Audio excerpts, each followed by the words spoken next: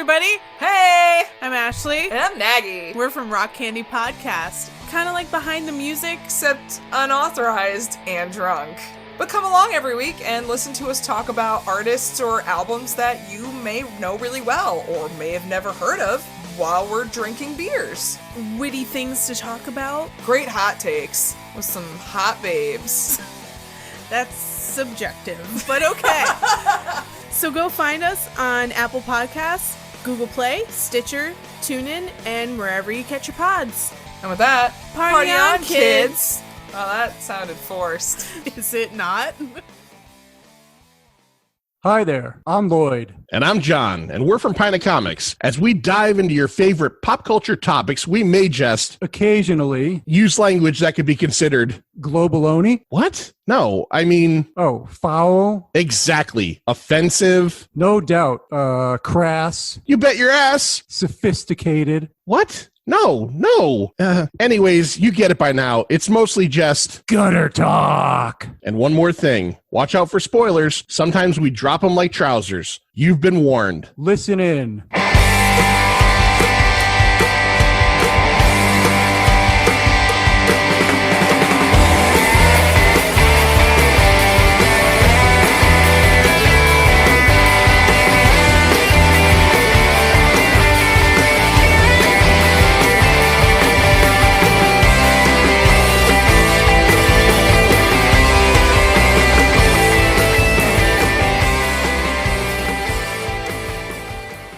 Some films are destined to be known as pure trash, whether through bad critical reviews, poor audience scores, or even troubled productions. These films live with the brand of being terrible. We here at The Pint know that all of these films cannot be as bad as reputed. Some are actually just so-so, while others are actually pretty good. Our mission? Watch these films and determine if they deserve their legacy of awfulness and report our findings back to you. This is Trash, Tolerable, or Treasure. Prometheus! Come in! Sure? Is that you copy? Yannick, listen to me! This ship is taking off! What? What the hell is she talking about? You can't let it leave! You have to stop it! We're not stopping anything, Shaw. We're going home. Yannick, if you don't stop it, there won't be any home to go back to! In space, no one can hear you make a middling prequel. It's Pina Comics, and we are back for another week. You just heard our buddy Andrew Morgan introduce another episode of Trash, Tolerable, or Treasure.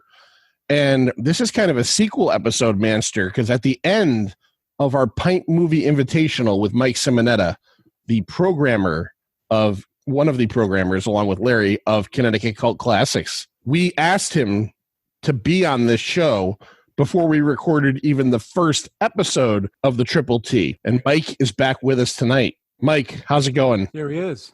Great to be back. Excited. Ready to talk about that middling movie. I had to think of something. That's not playing my cards, but I had to think of something to say. Yes, understood. So before we get into everything, I'm going to remember something for the first time in a while.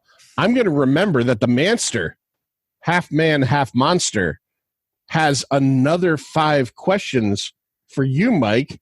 So we did 5 last time. We learned that you're a Beatles guy over a Stones guy. We learned, what else did we learn? I just listened to this episode because we put it out this week. We learned, Black Sabbath. Only with Ozzy. Only with Ozzy. Yeah. Right. Yeah. So what 5 questions do we have for Mike tonight? Well, it's funny because this is Mike's 3rd time on the show. Yep. But his 2nd time was the first time we ever did the 5 questions, and we called it this or that at that time. This or that. Yeah. But it's not that anymore. It's just 5 questions. Now, here he is back again, round 2. This is 5 answers. Okay. You're going to give us 5 answers. Oh, okay. Right. So same kind of similar thing, but this might be a little easier. So the first one, I'm going to give you 5 things, and you're going to give me the answer. David, Ash, Bishop, and Call.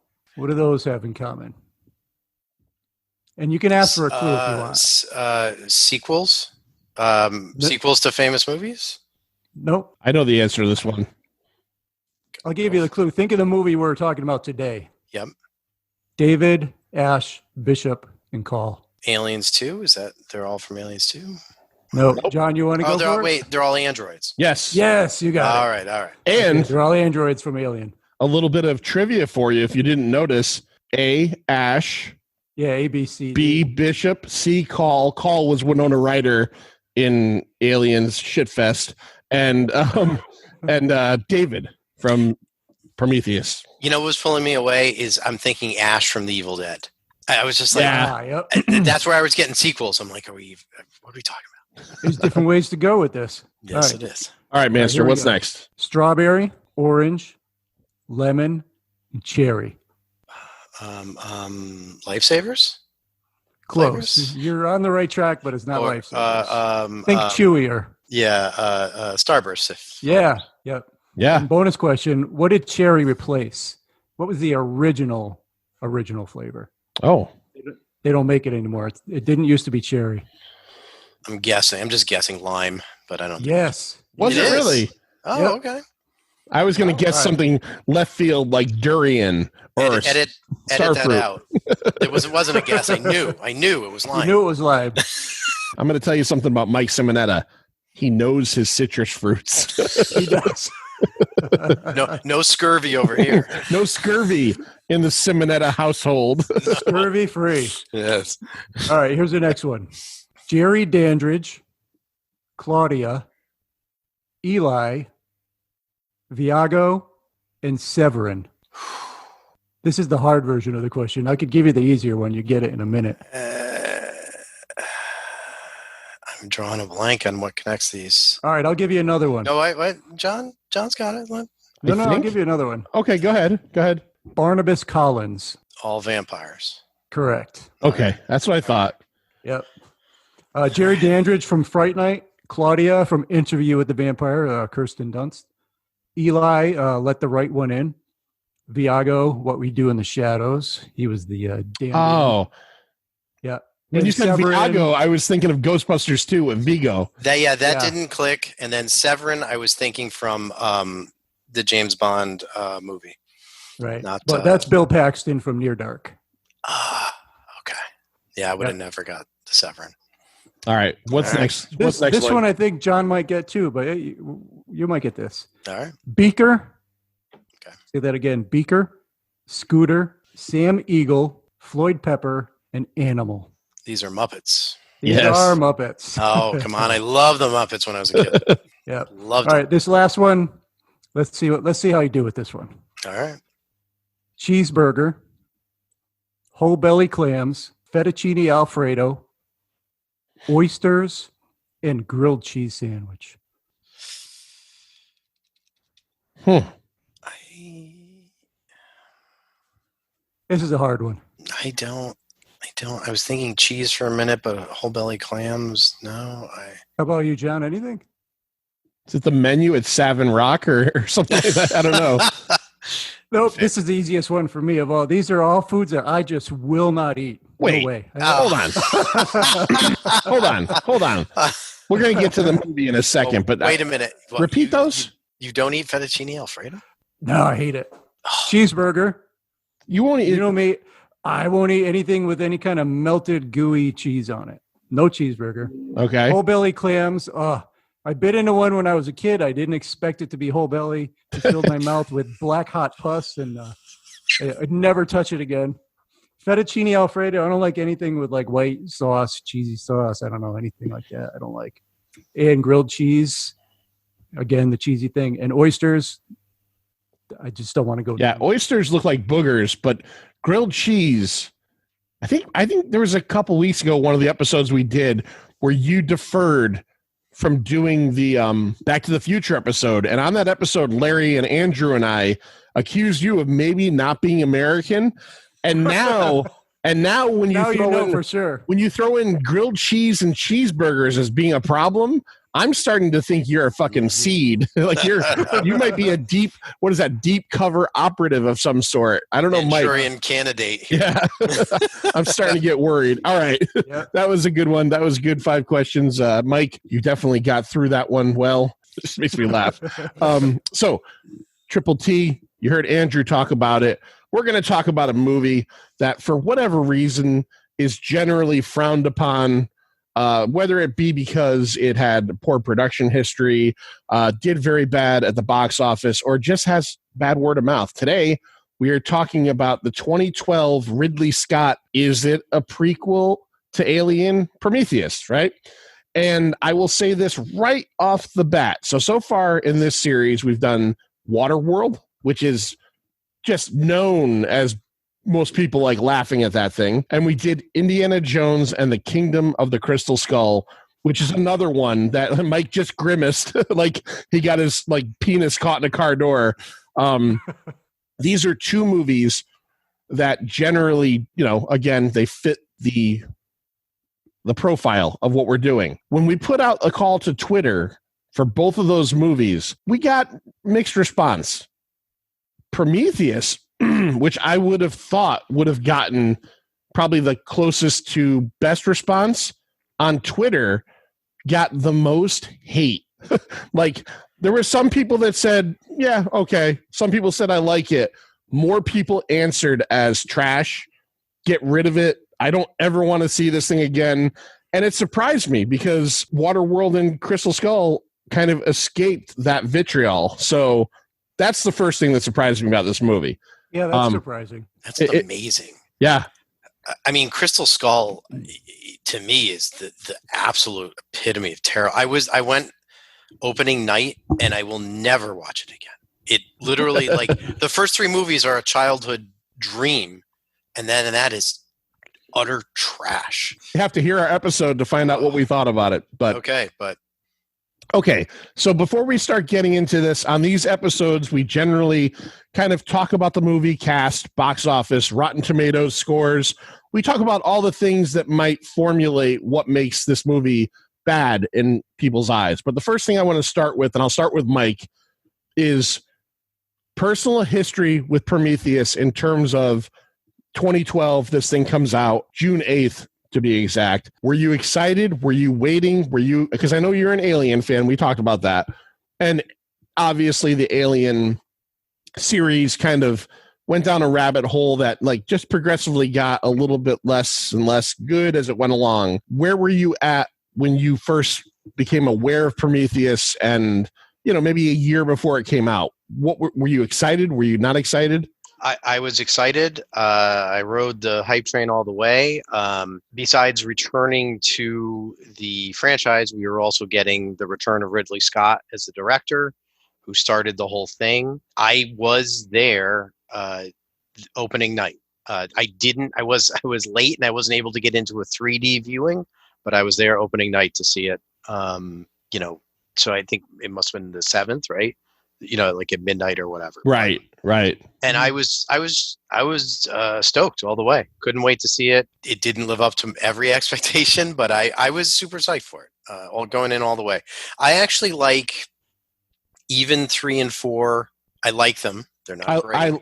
I love 3. I'm like the weird guy. I actually love Alien 3, and yeah. Because I think the pseudo director's cut of that really kind of saves it.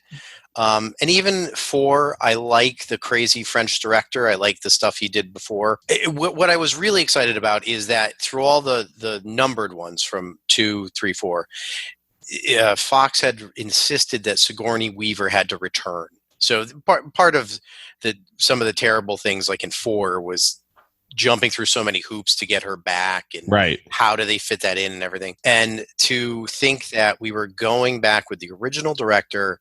He's going way back, doing a prequel.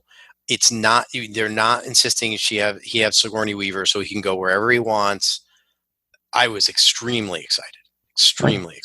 All right, Manster, was this on your radar at the time, or was it more along the lines of something casual like, Well, I'm a big Alien fan, but I don't recall being like totally excited and there day one, anything like that. I don't even think I saw the movie until I bought the super special Blu-ray 3D 4-disc edition. I have the same one. When I eventually bought it, it was the only one that Best Buy had, and I'm like, I don't have a 3D TV, but fuck it, it's not that expensive, and it's got 4 discs, so I'm gonna watch it. So for me, I was super psyched. Huge Alien fan, Blade Runner, Ridley Scott coming back. I waited. I remember going to a sports bar with some friends right a couple weeks before the movie came out, and you're in a sports bar, it's loud, you're drinking, eating wings, and one of the, they had a game on, and one of the commercials during the game was for Prometheus, and I couldn't hear anything, but I remember just watching it going, I cannot fucking wait to go to the theater to see this movie.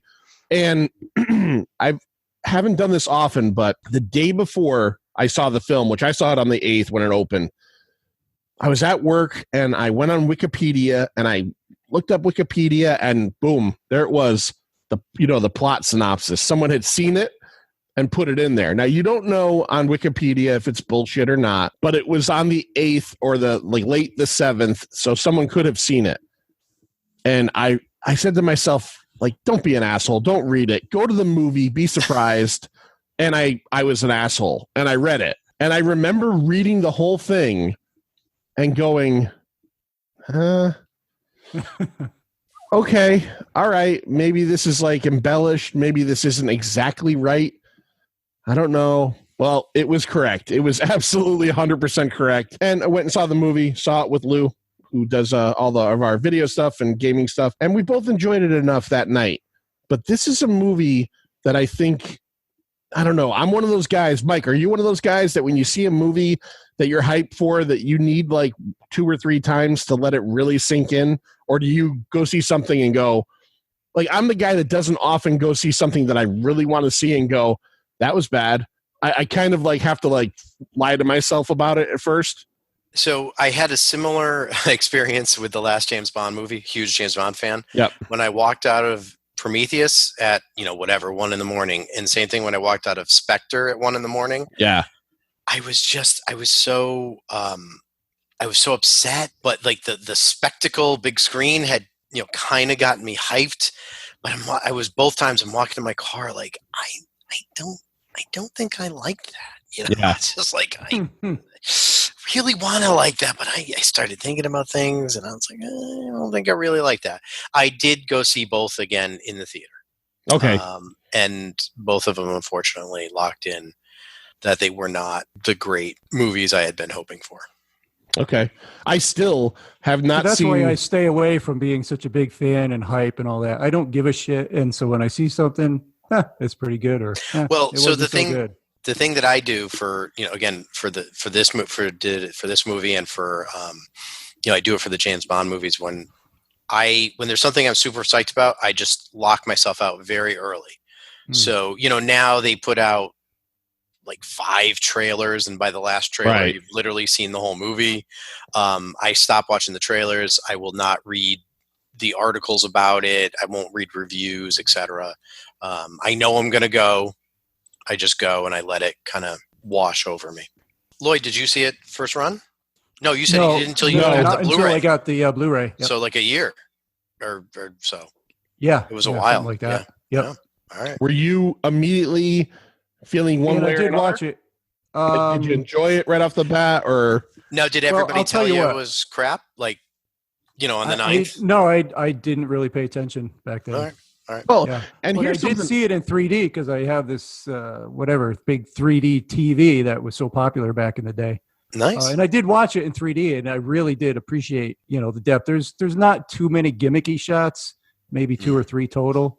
But I really like the depth, especially on the planet. You got cave, you got light and dark and contrast, and it really adds something to the viewing of it, in my opinion. I know some people, they get nauseous watching 3D movies. I think John might be one of them. But I got weird eye stuff going on, so yeah, I'm not a fan. I've never been a fan. I appreciate it. The 1 or 2 times I actually went to see modern 3D, I thought it was very cool, but just my eyes start to fucking cross. And it's just, it doesn't work for my brain. This movie, so like we just talked about our initial feelings with this movie. This movie, as opposed to a lot of other movies that maybe get the bad brand on them, I feel, and maybe Mike, you feel the same way, talking to a lot of people that, that watch movies a lot, it seems like as time goes on with this movie, it seems like the general hatred gets worse for it. Like, I don't remember in 2012 people really being mad about Prometheus. I think it was kind of like, it was okay. It wasn't great. But I mean, now I talk to people all the time that are like, fuck that movie.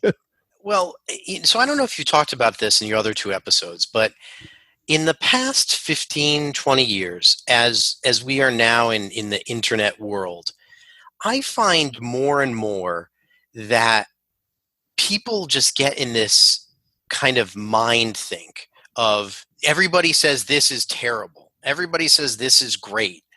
And people kind of just latch onto that and go with it. And I think I listen to a ton of podcasts. And I think some of the most enraging things I hear is that people repeat that, and then later on you hear, I didn't even see it, or I didn't even listen to the album, or I didn't and I'm like, I didn't play that video game.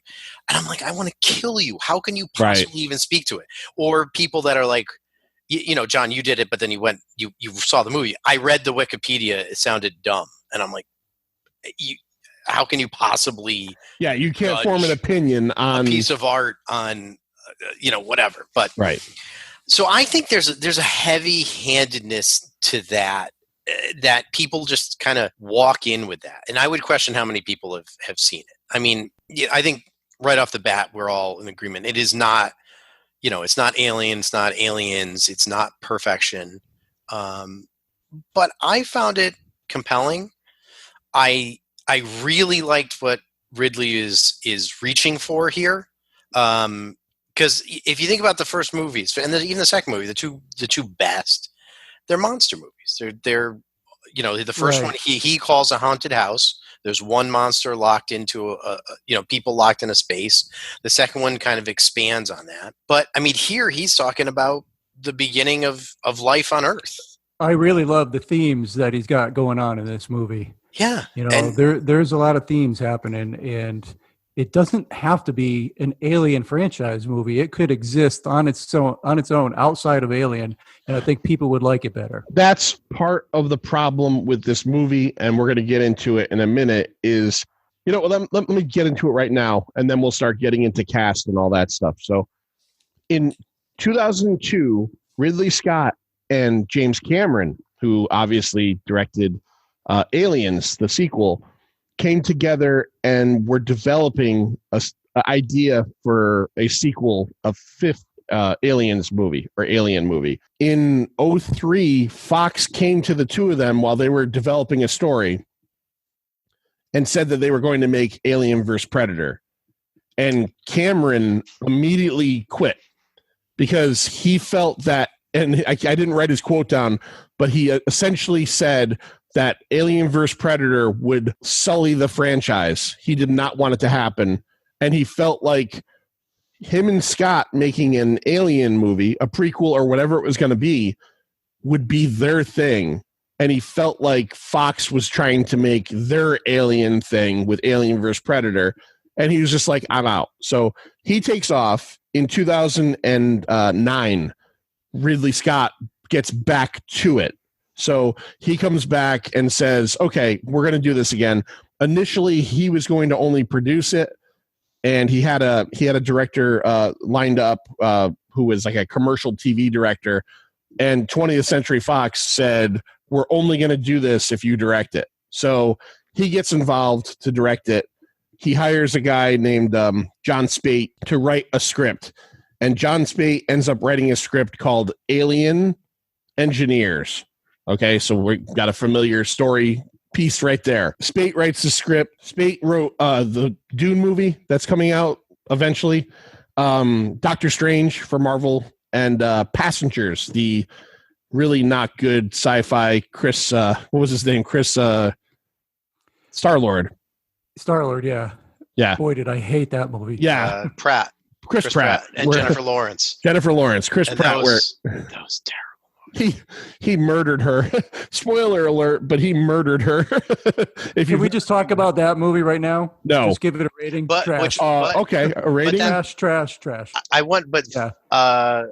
funnily enough, he writes, that, and his Marvel movies are far more fun, and this final Prometheus is very, very heavy.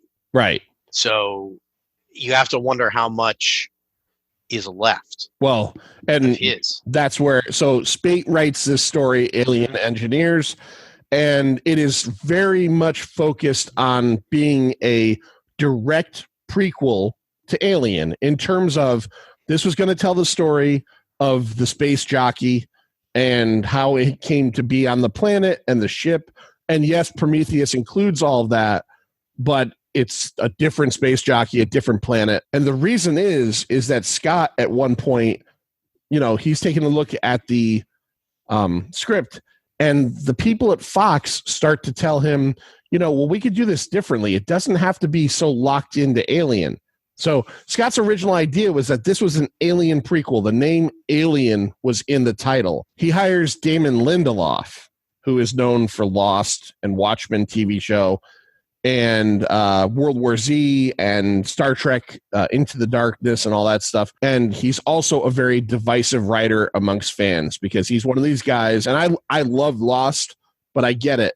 He tends to put more questions out there than answers, right? And a lot of The Leftovers. He did The Leftovers too. I've never seen that. A really good show though. But a lot of questions. Yeah, and I mean, he's a good writer. Whether you like what he writes or not, he's a good writer. So Lindelof takes a pass at Spade's script and says, I could redo this and we can take most of the Alien connectivity out of it. So now, after a couple years of developing this thing as an Alien prequel, now it's like, I remember when this was happening, because I remember like around 2011 reading an interview with Scott where he was saying, well, now it's more informed by Alien. And it's got, you're gonna see Weyland-Yutani. You're gonna see things like that, but it's not necessarily going to connect. And I think that is part of the problem of this movie, is that they shifted gears really hard, right? I mean, Mike, do you agree with that? That could be where you're essentially saying this is going to be a full-on prequel that's going to lead us into Alien, and then not only rewrite that, but try to back away from that. Like they said, we don't want to do any of that. Let's make this. They essentially said that if there was ever a Prometheus sequel, it would have been Prometheus 2, not an Alien movie. You know what I mean? I actually enjoy what they did here.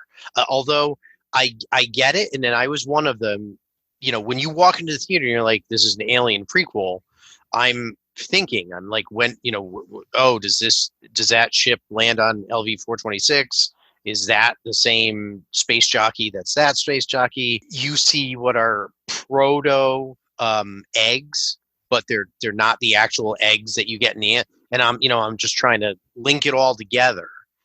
And I think on where I appreciated it more is on further viewings when okay, this isn't a direct sequel, and I'm not trying to immediately 1-1, 1-2, whatever. Right. I appreciated it a lot more. Something that you guys talked about on your sequels podcast was the prequel to The Thing, and which was stupidly named The Thing. Yeah. But I did not like that at all because of how slavishly they just set everything up to be exactly what we saw in The Thing. I think there's so much more imagination and so much more interest for me here. So like in that prequel to The Thing, they took, every turn to show this is how there's an axe hole in the door when right. John Carver, this is where that hole in the ice came from. This is the guy who slashes his wrist and we see him frozen when they come. I thought all of that was utterly unnecessary. I already know all this stuff. So after my second viewing, this is now like much more interesting than, me having a direct line to okay, this lands and, I don't know, 10 minutes later, Sigourney Weaver's ship comes or whatever. I have a question for both of you then. Lloyd. Yeah. Whatever your final answer on this movie is going to be, and we'll get to that at the end, of course, because that's what we're doing here. If you were to take the alien elements out of this totally, do you think it changes the way you would feel about this movie? A little bit, yeah.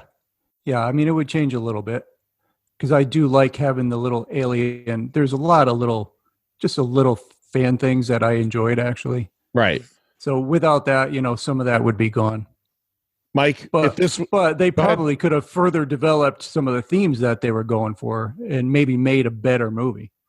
So I don't think so. So like if you think of something like a 2001 that's, talking about the dawn of man and things in its own way, I don't think this stands on its own because the ship designs, the way people are doing things, there's, as Lloyd was talking about, there's so much that's taken from aliens. It's really leaning on something. I don't know that there's enough here to let it go on its own as its own movie. Okay. I don't think so. I think there's too much of the DNA, even though it's not direct. I think there's still too much of the DNA there. I agree with that. I think that, if this was just a movie that came out on its own, I don't know if the interest factor would be there for a lot of people. I think what drove people into theaters was that we know that somehow or another, this is another alien movie. Whether we're going to see an alien or not, which we technically do not, okay, yeah, very little, very different. But the other original title for this, so Alien Engineers was the original script by Spates. Lindelof came in and rewrote it, and it was initially going to be called Paradise. Terrible name. Terrible name. Paradise, and Paradise has story connotations at the end, and Ridley Scott decided to change it. He felt that it would give away story elements. It wouldn't have, but I get what he's saying. One of the executives at Fox named it Prometheus, which I find very funny. I guess that probably happens a lot, but they were trying to come up with a name, and Prometheus is, they talk about it in the movie too. He was the Titan that stole fire from the gods to give to humans, to give them equal footing, and the gods tormented him and had a buzzard eat his liver. And they initially, so they and that's also the ship in the movie. So they call this thing Prometheus. All right, Lloyd, why don't we talk a little bit about budget, how much this thing made, and Rotten Tomato scores? Well, you got $120 to $130 million budget, somewhere in there. That's the best range I could get. The box office, U.S. was 126.5. It opened at 51 million.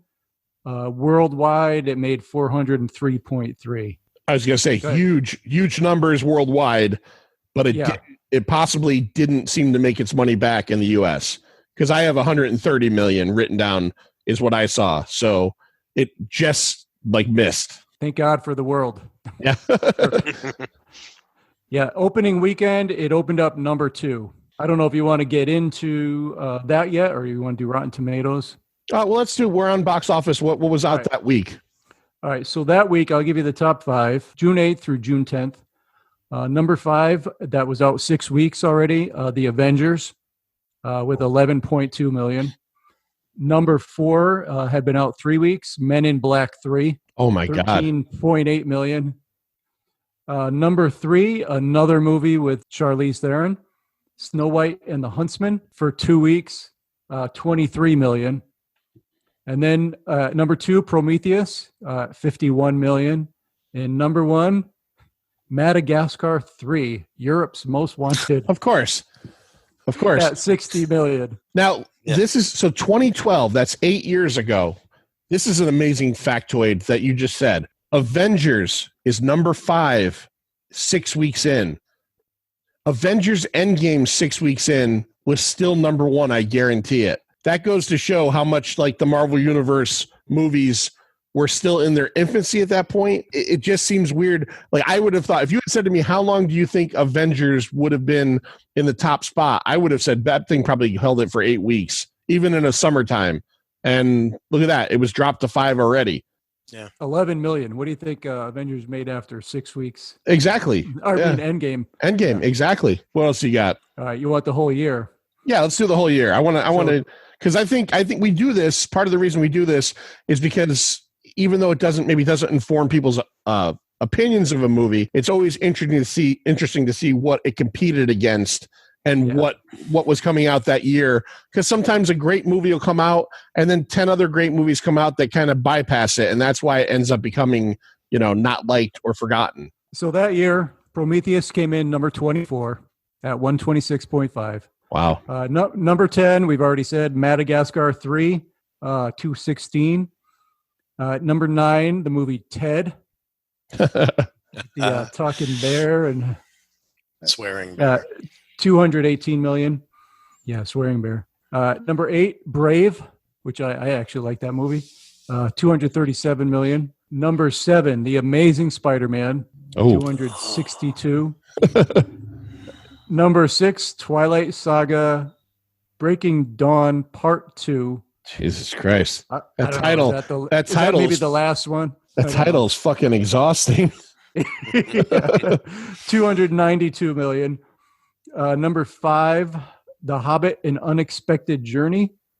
303. Still haven't seen any of those. Yeah, I didn't watch the Hobbit movies. No interest. I was done after the Lord of the Rings. Yep. I watched the first one, and then I was like, nah. Nope. Number 5, Skyfall. Ba-na, ba-na, ba-na, ba-ba-ba-da. 304 million. Number 3, The Hunger Games. 408. Boring. Number 2, you want to guess? You always like to guess the top 2. 2012? 2012, number 2. Number 1's The Avengers, I would bet. Correct. 2012. Harry Potter. Was there a Harry Potter movie that year? No. I'll go one more shot. 2012. Boy, I'm going to give up. Somebody in our crew does a really good impression of the main villain in this. Oh, Jesus. I think Larry does a good impression. Or you do, actually. You do a great impression. Of the villain? Yeah, the villain of the number 2 movie that year. Shit. I don't know. What is it? The Dark Knight Rises. Oh, I forgot about that. Yeah. You may have. What was it? You adopted the darkness, but I was born into it. Wow. That's 8 years old. Holy shit. Yeah. Holy shit. Okay. So I guess it was the summer of middling movies other than the Avengers for the most part. Yeah, it was. Yeah. That's what I was thinking. But 24th. Prometheus is 24th. That kind of surprises me. I would have thought it was a little bit higher up. But so let's do Rotten Tomatoes. Let's see what the critics and the audience think of this thing. So what is the tomato meter? What's the low point? The tomato meter. Okay. So that works is in the critical sense, if it gets less than 60% positive reviews, so 59 and below of however many reviews there are, if they're negative or not positive to a certain point, it doesn't give you parameters. It gets that big old green splat tomato. If it is 60% or higher, it's fresh. It gets the red tomato. And then the audience score is the same thing, except that is asking audience members and not accredited reviewers. Well, this guy got certified fresh, 73%. That is amazing. From critics. These are critics. From critics. Yeah. Okay. And the audience score was actually lower at 68%. Wow. So it was still close. fresh both ways. Yeah. Okay. And that's, so 70% ish. That's not terrible at all. Can I blow your mind bad. real quick, Mike? I'm going to blow your mind. Okay. So when we're doing these shows, we incorporated that into it because, we're talking about whether these movies are trash or not. We did the Indiana Jones episode. Indiana Jones is certified fresh at Rotten Tomatoes. More critics. I think that was like 71%.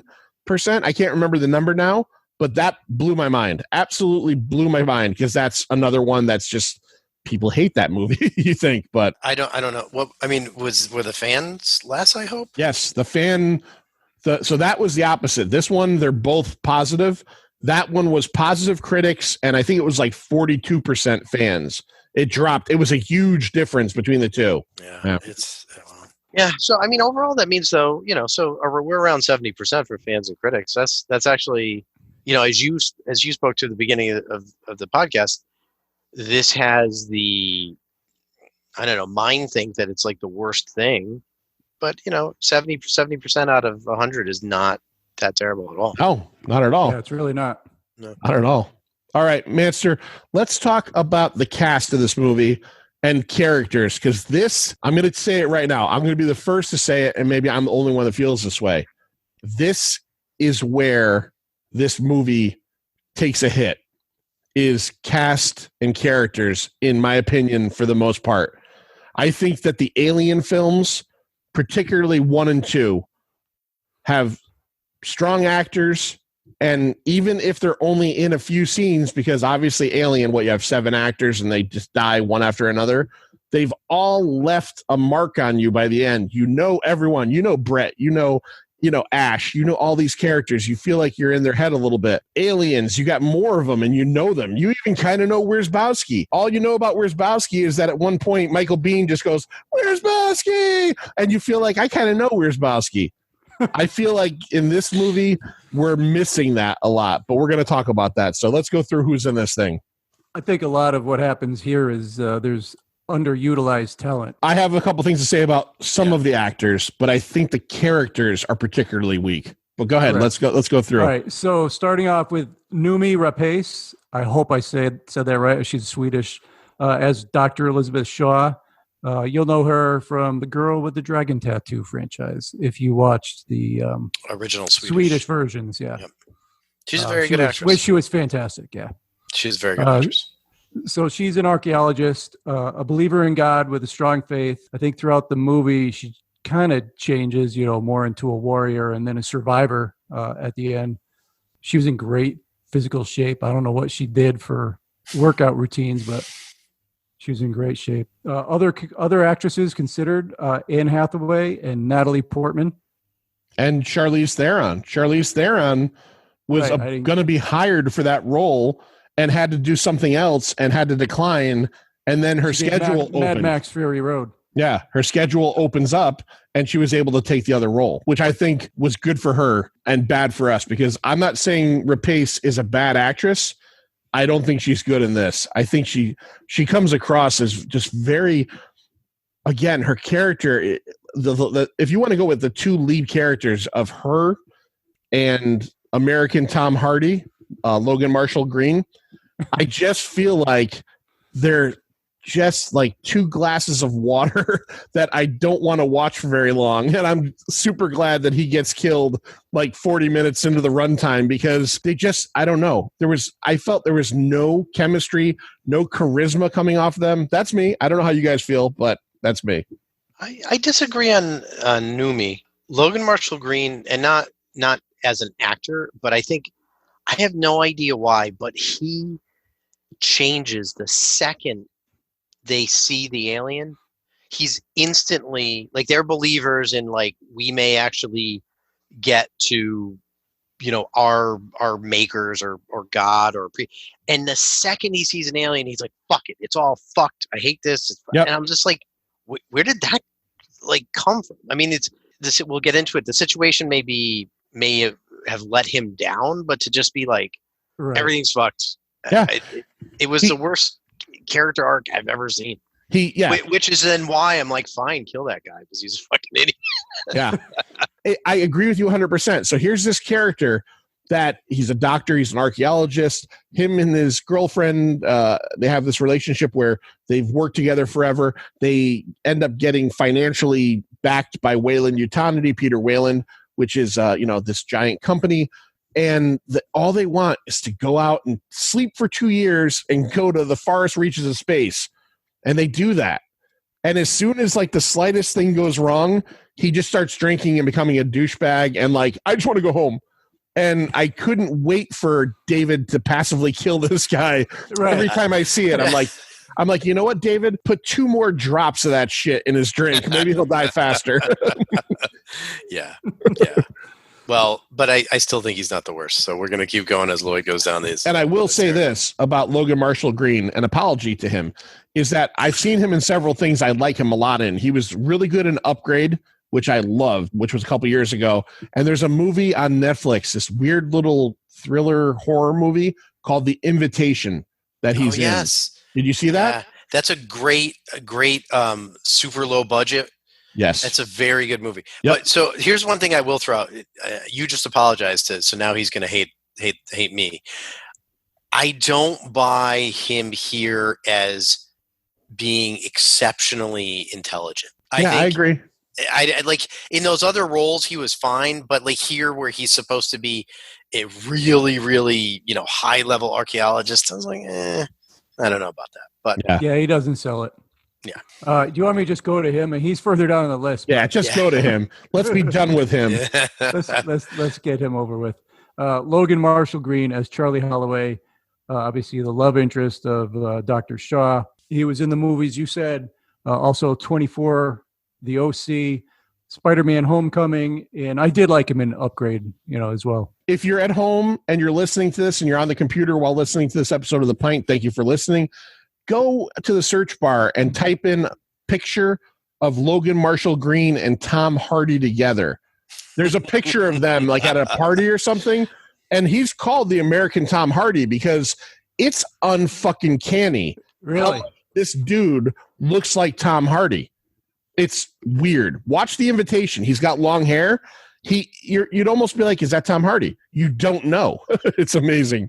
Yeah. That's funny. So like I said, he's an archaeologist. He's on the mission with Dr. Shaw. And in the beginning, like what you were saying before, Mike, was I don't think he doesn't want to just meet his maker. He wants to like sit there and stand up to his maker. And then just the whole back down thing happens. He goes to extremes. I think that's basically a big flaw of his, for better or worse of everybody. Yeah, so that's it for him. Let's move on. He was way down on the list, by the way. All right, so the next would be Michael Fassbender as David. Yeah, he was the highlight of the movie, obviously. Yes, he's great. He's in a lot of stuff. 300, Band of Brothers, another fantastic show. Inglourious Bastards. He played Magneto and a bunch of stuff. So he's an android. He's basically the ship's butler and maintenance man. He's designed to be indistinguishable from humans. He develops his own ego, insecurities, and jealousies and all that kind of stuff. And so Fassbender said that David's view on the human crew are basically childlike. He's jealous and arrogant and wants to be acknowledged and praised for his brilliance. Yeah, well, his storyline echoes their storyline. So they're looking to meet their maker, and he's obsessed with becoming like his maker. And it's to the maker. to the point of doing horrible things, which we've kind of seen the seed of distrust in the alien universe when it comes to the androids, is that they're programmed so they could be good. Like we see Bishop is good eventually, but if you remember Bishop's first meeting with Ripley, she wants to kill him. She's like, why the fuck is this thing on the ship? Because she dealt with Ash, who essentially told her you're expendable and laughed at her. Which is one of those things with this movie that I tell you, but that I think it's got almost a little bit too much DNA. Can't stand on its own, because you have the one likable woman who's going to fight her way to the end. And then you have, the android always has to be bad. Right. The one time it wasn't bad, but every single time, right, it's bad. And they solidify it. They double down with no matter what we give this one at the end. You're talking about the really good Covenant movie? Alien Covenant, I'm going to go ahead and say we're not going to do an episode on. I'm voting it trash right now.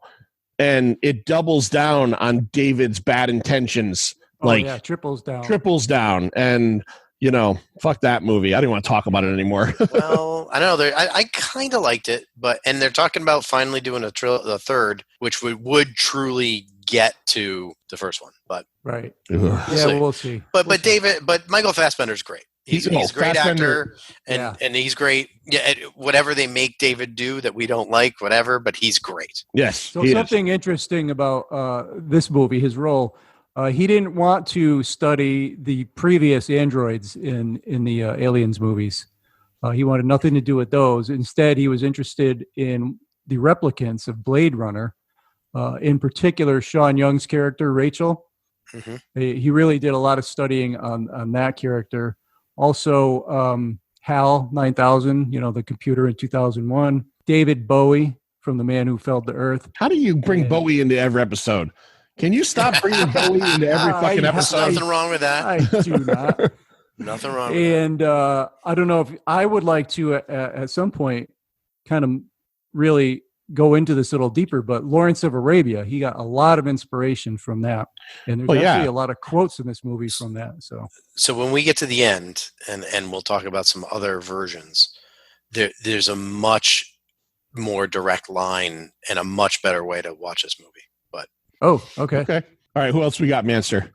All right, so Charlize Theron as Meredith Vickers. If you don't know Charlize Theron, you should. So Devil's Advocate, Monster, I'll throw out there Hancock, Mad Max, Fury Road, Atomic Blonde, a million other things. So question, right? Meredith Vickers, Charlize Theron's role, and I think this is, I guess, funny that you just mentioned it, but I'll ask both of you guys, do you think that there was ever a point, because I know Mike said we're going to talk about his alternate version. I watched all 14 deleted scenes in this thing the other night to try to see what they cut out. And there definitely is some stuff cut out that I guess answers some minor questions.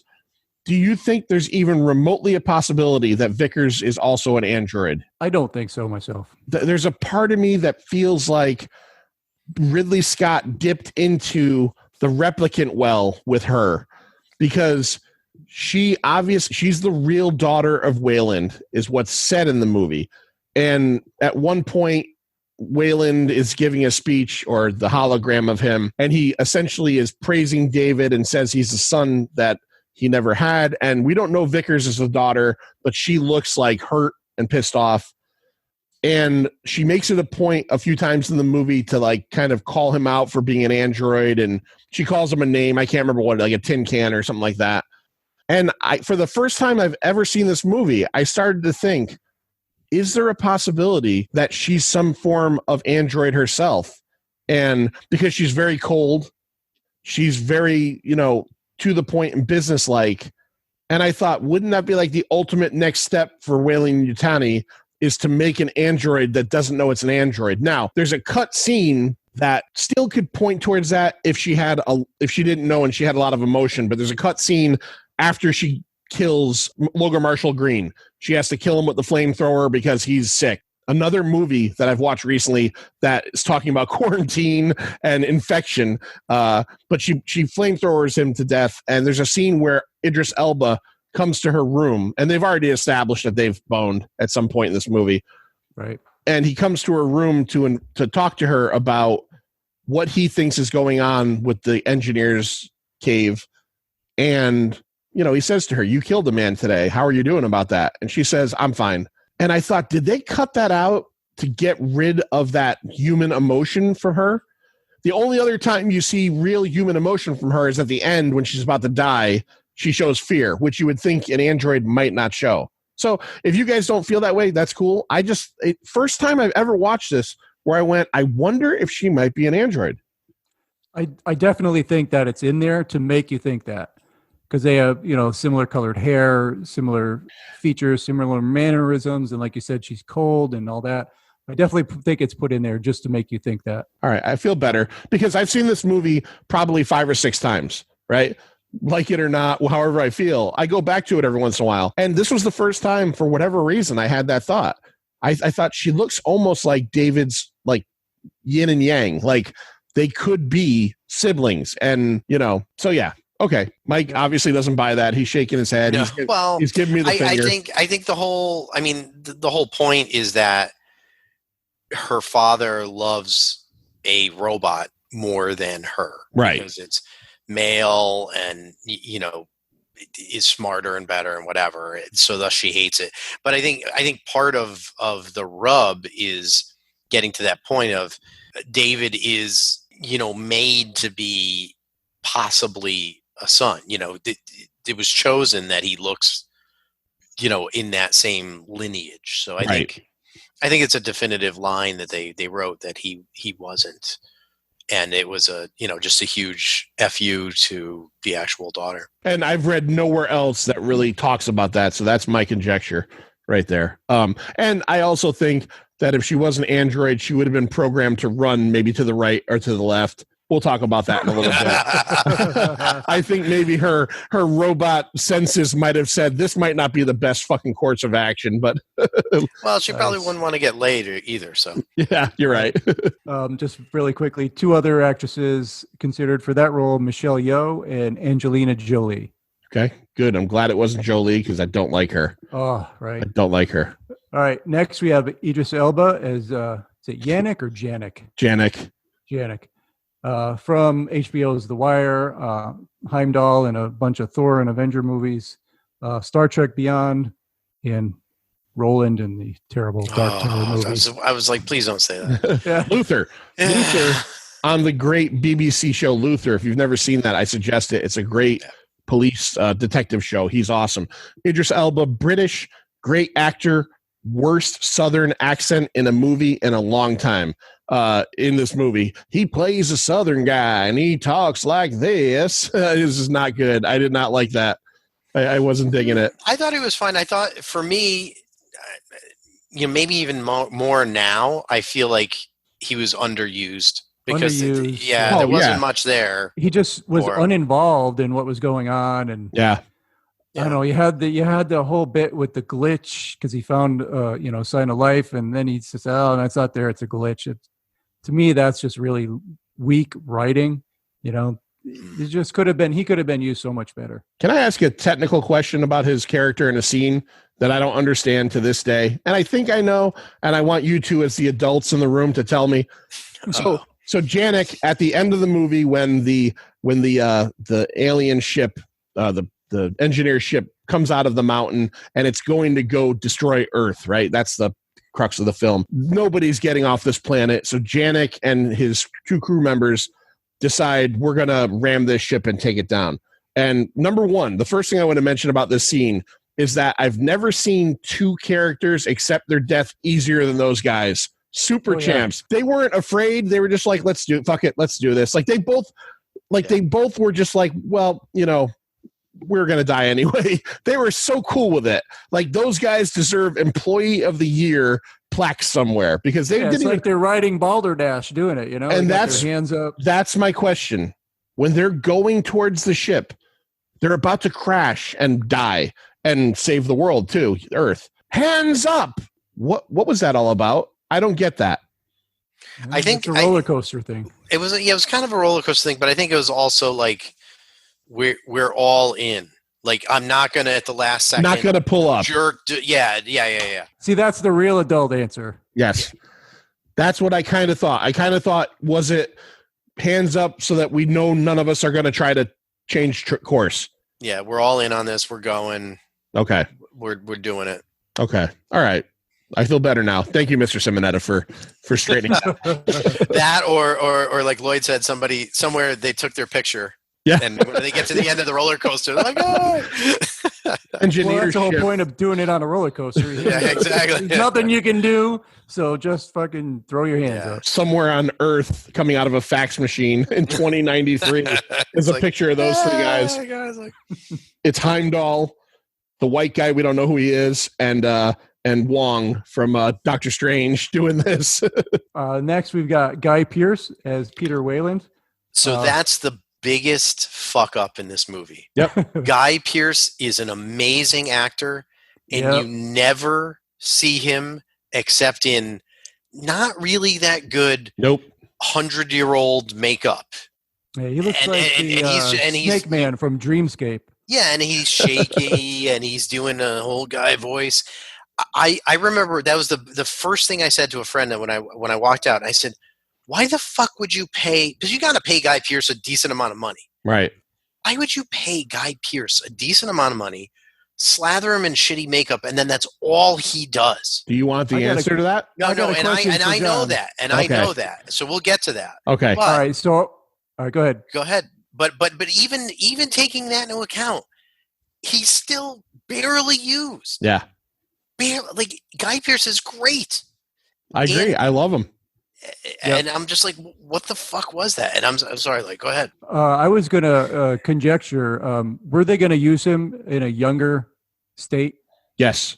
They did a little. Yes. So, funnily enough, about a month ago, if you watch YouTube enough, I think it's Esquire does these half-hour shows with actors, and it's called like the timeline of my career. Have you seen any of those?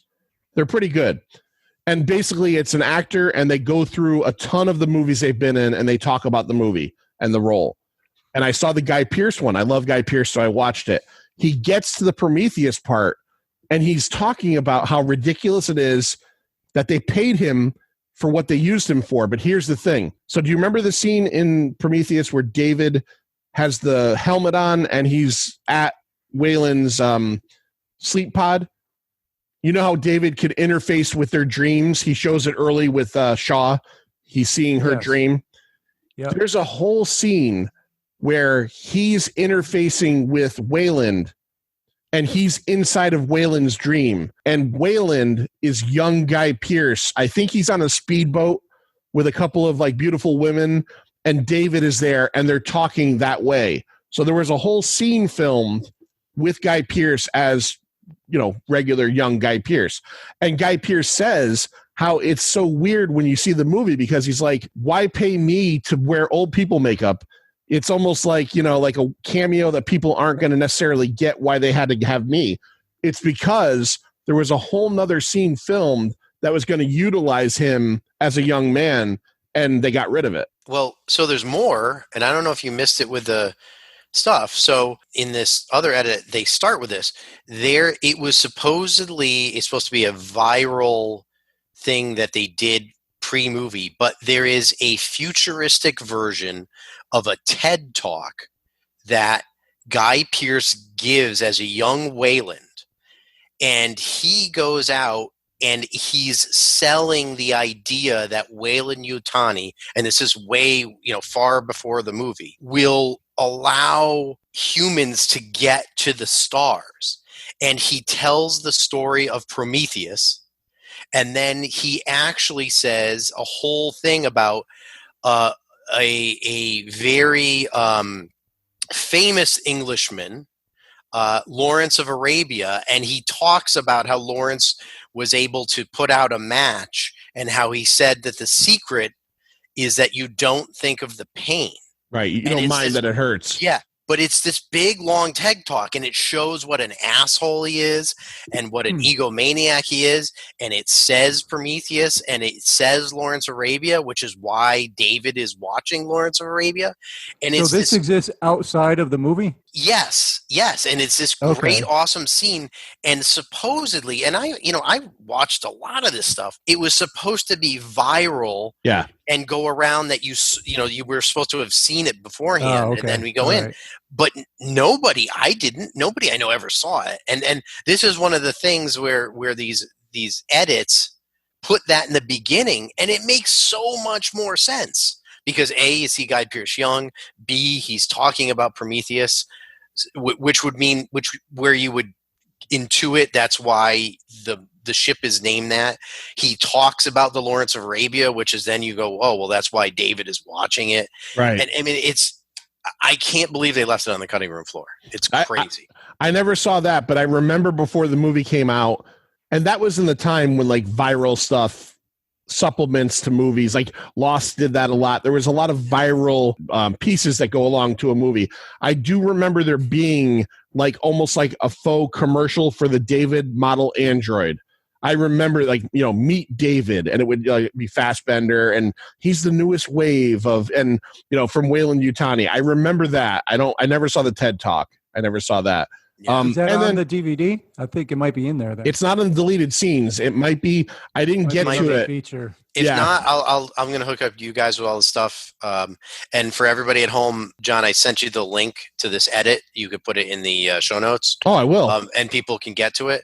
So, you know, I was save this later, but I think it's this edit, putting that back and a bunch of other things makes it a substantially better movie. And it actually makes more thematic sense to see him young, to see him as an asshole, to see him like early saying, we're going to get to the stars, we're going to get it. And then when we fast forward, it makes sense that, you know, he's on this ship and that, you know, he's right. there. So Yeah. All right. but again, as Guy himself said, why wouldn't you just pay random old guy Yeah.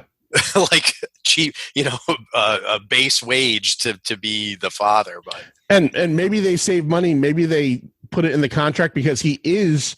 I do remember this from that ship movie. He does play young Wayland in the beginning of Covenant. Yep. There's a scene with him and David where I think it's like a piano or something. Yeah, they're in this open room with a piano. Garbage movie. All right, Lloyd, who else we have? Sean Harris as Fifield. Bad guy from the last couple Mission Impossibles, yeah. Yeah, that's right. That guy. Geologist. Bit of a wuss. Yeah. I kind of liked his character, but he had some wuss stuff going on there. And then his cohort, Rafe Spall as Milburn. The only thing I know him from is from The Ritual. He was The Ritual guy that hid while his buddy was getting killed in like a convenience store. Shaun of the Dead and Hot Fuzz too. Oh, he was in those. Okay. He is. You wouldn't recognize him. He is in Shaun of the Dead, the dickhead. So there's the scene in the beginning where Simon Pegg is giving his people in his store like the rundown for the day, and there's kind of the heavy set British kid that I think says, you got red on you, and he keeps giving him shit. That's Rafe Spall. He was just younger and fatter in that. And he's also in Hot Fuzz. He's one of the two cops that gives him attitude throughout the whole movie. He's been in a lot of stuff. But The Ritual, I love that movie. Great movie. Fifield character, one of the stupidest moments in movie history is supplied by that character with the Space Cobra, which I just absolutely hate that fucking scene. It's cool. It's cool to see what it does to them, but this fucking guy, this like wildlife expert. The Space Cobra was Rafe Spall. Yeah, that's what I'm just going back to him real quick. Yeah, okay, terrible. Yeah, terrible, stupid scene where this guy who's supposed to be like the life. What would you call that again? Like animal expert? Biologist. He's biologist. Exobiologist of some sort. And there's a Space Cobra, and he essentially acts like it's a fucking alley cat. And he gets the fuck murdered out of him because of it. It's so dumb. Yeah, it was dumb. All right, got two more real quick ones. Yep. Barely seen. Benedict Wong as a ship pilot, Ravel, and Patrick Wilson as Shaw's father. Yep. I love Patrick Wilson. He's awesome. Yep. It's great. Even though it's a 3-minute scene, it's cool when he shows up because you're like, Patrick Wilson. Cool. He's always good. So why don't we go amongst us right now and let's talk about, we always try to start with the positive. Let's talk about some things in this movie. Give us a couple examples of things that you really like in this movie. And then we're going to go around and go through a couple of examples of things that you definitely do not like, hate, make you crazy, make you want to kill everybody on the screen. Lloyd, what are a couple of things what are some positives you take away from Prometheus? All right. Without getting into the themes and all that stuff, I'm going to go a little lighter here. I'm going to kind of group a whole bunch of things together and say just callbacks to other Alien movies, but not so much that they're rehashing anything. They're just like slight little things. Basketball scene, he's going around, he shoots a basket. Yep. That was in the one with Winona Ryder, right? Resurrection. 4. Yeah. I think we already said the vases that sort of replaced the eggs in the earlier movies. The hallways, things were kind of reminiscent of that. The sound that Fassbender's character, David, made after he was decapitated really was a callback to the earlier ones with Ash and Bishop. The exo unit, I guess you would call it that. When Shaw came out of that little surgery pod, yes, and ran around the corner like she was running a marathon, she passed like an exoskeleton kind of suit that she could have put on. It was just sort of like, and she hung there. I saw that. A very brief moment, and then it moved on, and it just made you think of the whole Ripley thing. Just little things like that, and there's a bunch of stuff like that I enjoyed. And you said you enjoyed the themes of the movie overall. Yeah. I mean, there's some pretty deep stuff going on in there. For me, I'll go next before we go to Mike. I do like things. It's great looking. This movie looks fucking fantastic. Every dollar on the screen is well used. I think that The CGI is done well. The cinematography is awesome. The landscape. This thing was filmed in Iceland and Scotland and Jordan and on studios, Pinewood Studios in the UK and Canada. This is I've said this before, and it might play my cards out a little bit. This is one of the best looking bad movies of all time because it really does look great. The sets are great. If you're a fan of just the aesthetic of Alien, like, getting to see the engineers, the space jockey for the first time, kind of in action and all that stuff, it's all very cool. Do you want to explain the space jockey for anybody who might not exactly know what you mean? So the space jockey is in Alien in the scene where Dallas, Kane, and Lambert go to find out what the signal is that brings them to LV-426. They go into the giant ship, the horseshoe-shaped ship, and they find this giant elephant-looking thing sitting on what looks to be a gun turret, and it has been aliened. There's an exploded chest wound, and for many years, that was known as the space jockey. For whoever came up with that, it's not said in Alien. It's a fandom thing. That turns out to be kind of a version of an engineer, although the engineers are much smaller in Prometheus, right? I mean, am I wrong in thinking that the size is not nearly the same? But the space jockey is supposed to be in full, like a full suit, right? A full space suit of some sort. Okay. Because the engineer gets into it. Yeah. Well, I mean, they were big because they were like 1.5 to 2 feet taller than everybody else. Yeah. Yeah.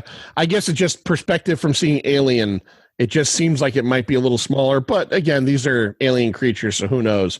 So that's the space jockey. That's who the engineers are. In the beginning of Prometheus, an engineer goes to what we assume is Earth. It is Earth. And commits a form of suicide with this black goo. And essentially what they're saying is that he dies. He falls into a waterfall, into a river, a lake, and his DNA comes apart. And you're essentially to believe that seeded our DNA on Earth, because that's the whole idea of Shaw and Holloway wanting to go and find our creators, the engineers. I don't know. There was a few things. Like I said, I liked the way this thing looked. Certain performances I liked. I liked Charlize Theron, even though she's very one tone. She was like, I don't know, she's hot. That might be it. I don't know. It's very possible. It's very possible that had a lot to do with it. This movie, I give it full credit for having what I consider to be one of the most jaw-dropping, nauseating scenes I've seen in a long time with the surgery scene.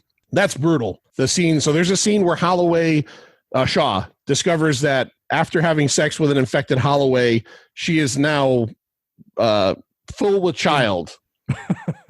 Right? She was previously barren, couldn't have babies. They make a point of telling you that.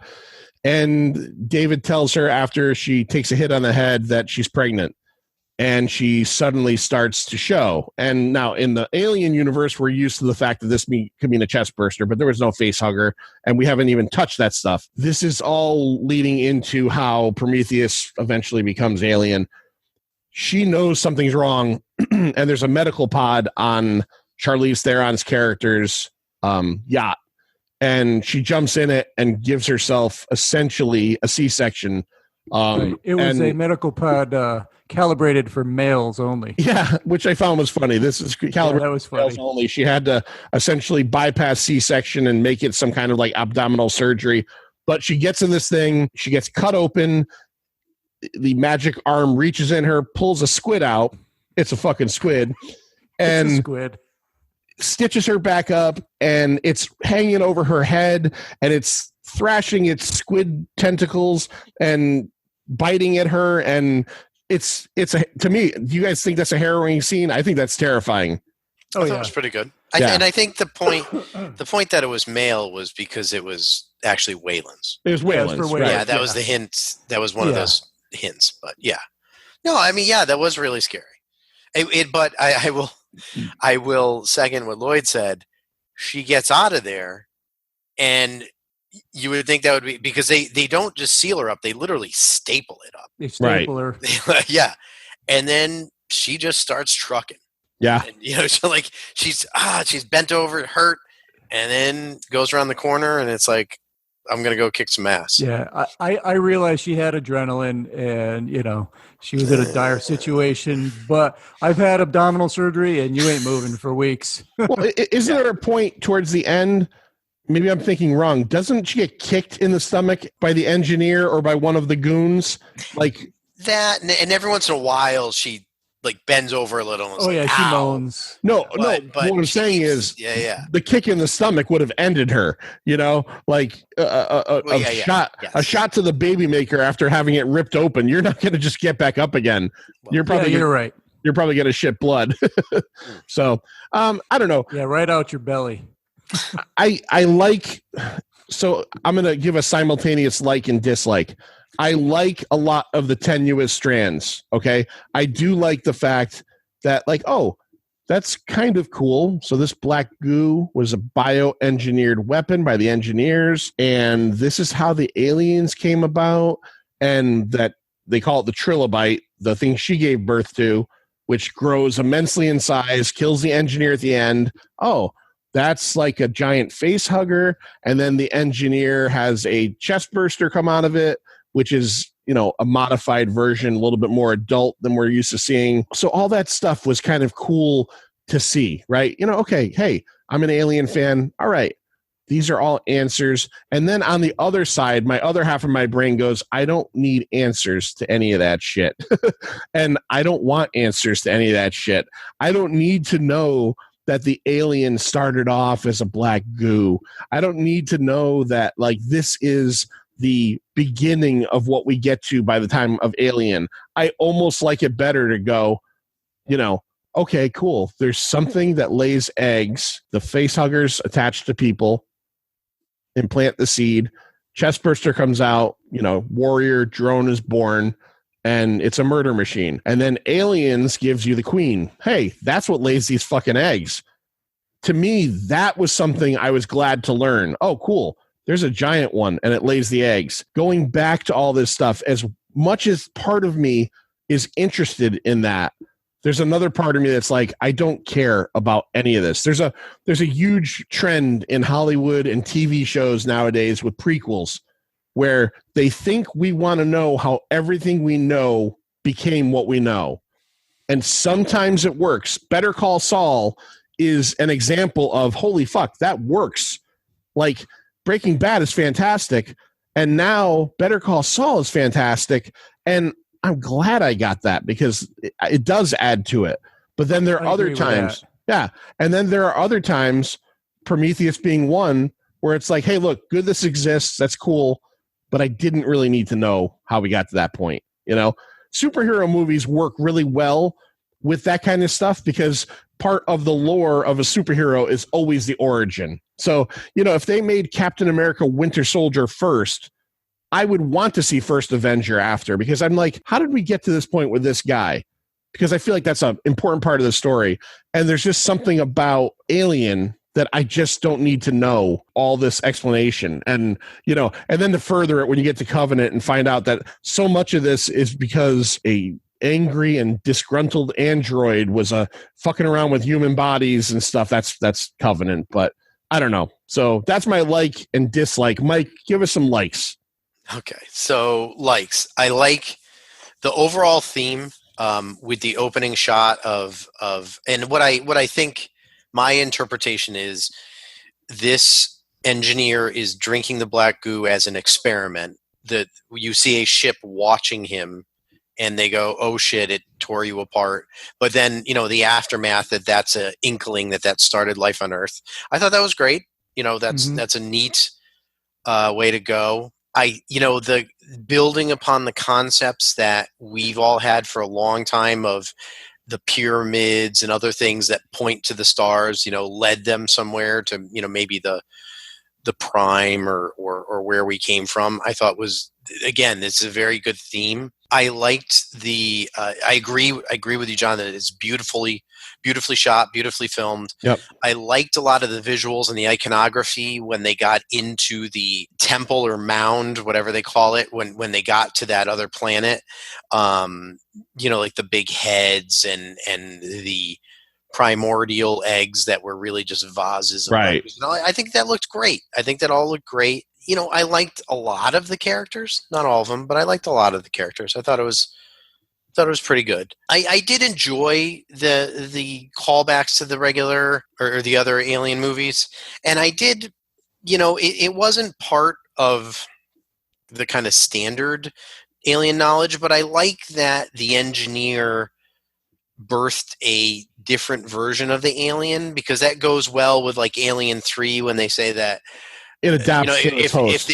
Whatever the host is, it takes the kind of form, and that's why the alien at the end doesn't look like the regular warrior alien that comes from a human. So I thought all of that was smart and well done, and I liked it. But all those callbacks and tie it together is where even though they have these bigger themes of like where this is where life came from, it can't stand on its own, because there's so much of that other stuff going on, right? That I just circle back to that. I can't think it stands on its own, but I think it's perfectly fine for an Alien prequel. I like the fact that it doesn't. We talked about at the beginning of this episode that I don't like direct prequels, so I liked that it wasn't a one-to-one direct line of, hey, here's the egg and here's a face, here's the exact face hugger you saw and here's the other one. I was happy that it wasn't that. So how much, let me ask you a question. I agree with that you're talking about, Mike. That it wasn't the immediate. Yes. Exactly. Because I mean, I don't want to give my cards away, but I actually like a lot of things in this movie. So. Knowing how a lot of people look at movies, if they're more casual generally, do you think the reason a lot of people dislike this movie is because it is not more of an alien film? Yeah, I think so. I think maybe it was a little too confusing for them, because really, although you get little snippets of things, you don't really get answers in this movie about anything. No. You kind of just have to figure it all out for yourself. And maybe that's not what people are going for with an alien movie. You have the same Blu-ray that I have. If you read the back of the Blu-ray, it says tons of extra content. And I can't remember how it words it, but it's like hours of answers. It's like, fuck you. The answers should either be in the movie or not in the movie. You're telling me that I'm going to get answers from deleted scenes. And there are some deleted scenes. As I mentioned, there's a scene talking about kind of direct references to Alien.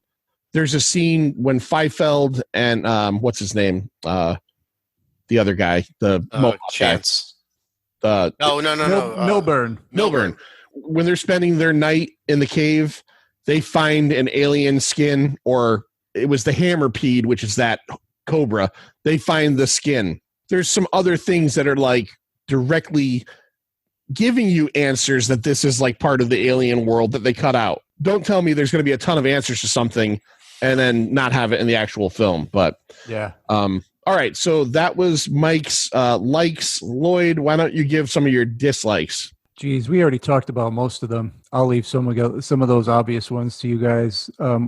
Like we said, Idris Elba underutilized. The Shaw thing after her surgery. Mine are like practical things. Right. Another thing, I think they played up the whole Shaw, when they're talking Shaw and Holloway, and he makes a comment about all you need is some DNA and half a brain and you can create life. And then she goes into a whole thing. She gets really sad and somber, and she says, well, I can't create life. Yeah. Because she's barren. I'm like, wow, they just really overdid that. And not just overdid that. I know you guys like her, and I don't dislike her. I've seen her in other things, but I just felt like that was hammy, her acting. Like, I can't create life. It's like, okay, all right, just leave me alone. Yeah, I didn't think it was hammy, but I think it was so overdone. Yeah, to then get to the payoff that she is pregnant. Right. You know what I mean? Like, you don't need that whole weeping scene. She could just literally say to David, when he's like, "You're pregnant," she was just like, "That's impossible. I'm barren." Right. We didn't need a weepy scene. Yeah. Exactly. And I'll go with one more thing. Not so much a dislike as maybe just something I didn't quite understand. I liked the hollow videos that, would go, you'd see the engineers running through the hallway. Yeah. I liked a lot of that stuff. And then you see the star map when he finds like the sort of the headquarters of the ship that controls, and he goes in there, he's able to manipulate some little egg pushers, and the star map comes up and another video starts. That's all cool. I can sort of get it with that. But then he's physically interacting and grabbing things out of this hollow video, and I don't know. Maybe it was over my head a little bit of that stuff, but I think it was just a little. I think you're too much. I think you're losing your ability to what was it? The suspension of disbelief. It's a science fiction movie. It happens. Like, what was it? Minority Report with those screens with Tom Cruise doing all this shit. You can watch a video, but you can't interact with that video. But you can in a science fiction movie where you could travel to a world 1,000 light years away. Well, I don't know that he actually interacts. I think he's following the video and mimicking. Because I think the engineer goes and starts using the controls, and I think he follows it. But that part didn't bother me as much. There's plenty of things. Move on to John. All right, mine are pretty simple. I've already said it. I think we've got some good actors in here. I think we have a superior, horribly weak main character in this movie. If that's what Shaw is, she's fucking toast with no butter on it. I don't care about her. I really don't care about her at all. Stupid writing, the Milburn scene with the Cobra, it's just ridiculous. And some other choices some of these characters make. And then essentially the main plot of this story is let's go to the temple 3 times and bad shit happens. That's, if you watch the movie, it's like they go once, bad shit happens, they come back. They go again, bad shit happens, they come back, and then they go a 3rd time. And it just gets to the point where it's like, I think Janik had the right idea when he said, let's get the fuck out of here. And, I get it once you find out that Wayland's on the ship. Again, I don't know. There's other things about this movie that I'm just not super crazy about. I feel like they tried to rush it at the end. I talking to Mike in a minute about the cut he has. Just the whole idea of like this almost action scene ending where the engineers just come in to kill her. I get it. He wants to go destroy Earth, and they've already said that there are other ships on the planet. So you could assume that he could just go to another ship and take off and destroy Earth. But it's like he's like, I've got to kill her. I don't know. He suddenly, to me, he became Jason at the end. When David is communicating with her and says, he's on his way to you. Why? What the fuck does he care about her? He's just suddenly got a mat on for all the human beings. He tears David in half, and then he beats Guy Pearce to death and knocks the girl doctor out. And I get that. But at that point, I would just think a being of that kind of, above us, our creator, he's so mad he's going to have to kill her. So I don't know. I thought the ending it felt to me like it was like Halloween 4. He's coming to get you. And I didn't really buy that.